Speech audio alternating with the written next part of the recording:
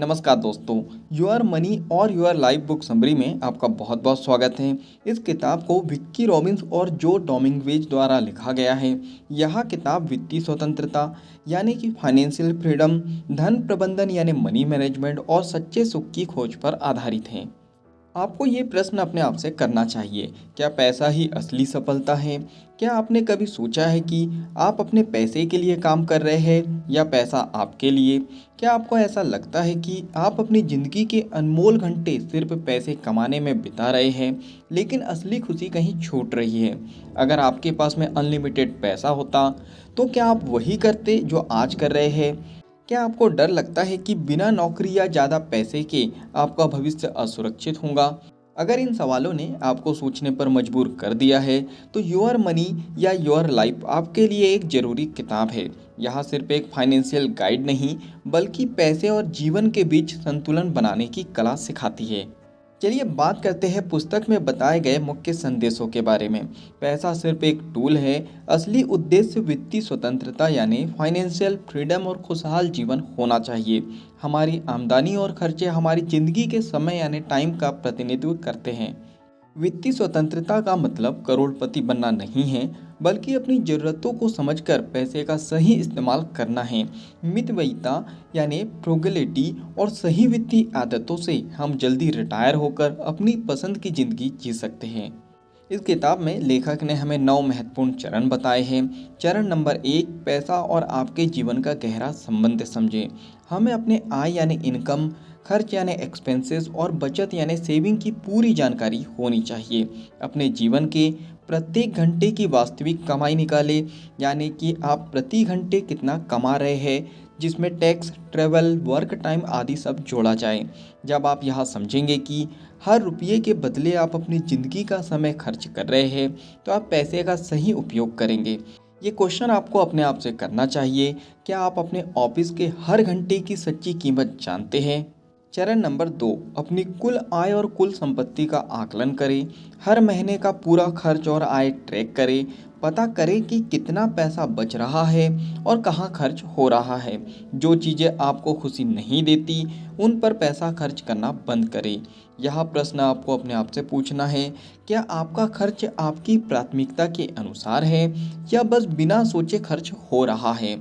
चरण नंबर 3, अपने खर्चों का विश्लेषण करें, यानी एनालिसिस करें। हर खर्चे पर विचार करें, क्या यह मेरे जीवन को बेहतर बना रहा है? मस्ट हैव और नाइस टू हैव में फ़र्क समझें।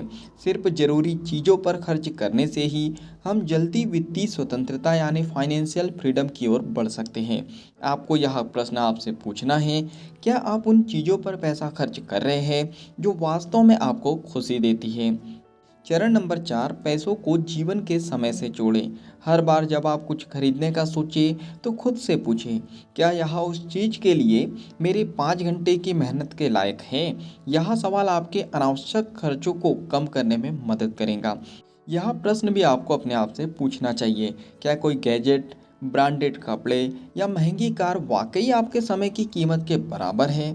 चरण नंबर 5, वित्तीय स्वतंत्रता का रास्ता अपनाएं, यानी फाइनेंशियल फ्रीडम का रास्ता अपनाएं। वित्तीय स्वतंत्रता का मतलब करोड़पति बनना नहीं, बल्कि अपनी ज़रूरतों के लिए पर्याप्त पैसा बनाना है। अपने खर्च कम करें और बचत व निवेश को प्राथमिकता दें। अपने आप से प्रश्न करें, क्या आप अपनी ज़िंदगी के लक्ष्य और वित्तीय लक्ष्य को संतुलित कर रहे हैं? चरण नंबर 6, कम पैसों में ज़्यादा खुशहाल जीवन जिए। पैसा कमाने की बजाय जीवन को अधिक आनंदमय बनाने पर ध्यान दें। अगर आपकी ज़रूरतें सीमित हैं, तो आप कम पैसे में भी खुश रह सकते हैं। सच्ची खुशी महंगी चीज़ों में नहीं, बल्कि अनुभवों और रिश्तों में होती है।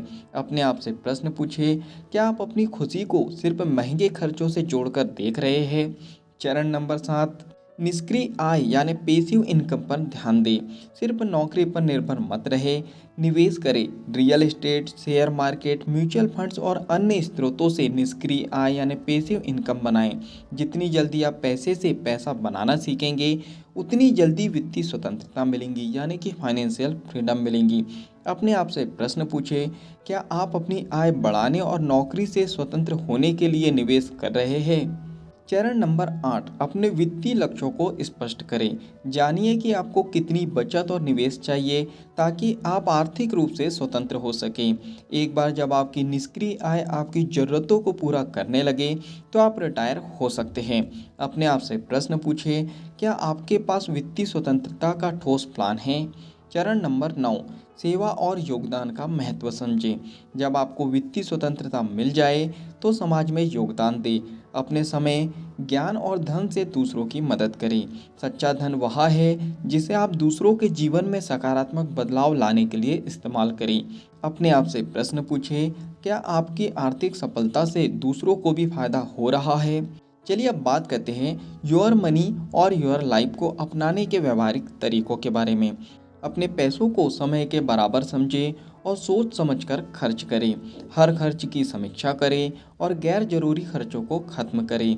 बचत और निवेश को अपनी प्राथमिकता बनाएं। नौकरी पर निर्भर रहने की बजाय निष्क्रिय आय के स्रोत बनाएं। जीवन को पैसे से नहीं, अनुभवों और रिश्तों से मापें। चलिए फाइनली इस बुक समरी के निष्कर्ष पर हम लोग पहुंच चुके हैं।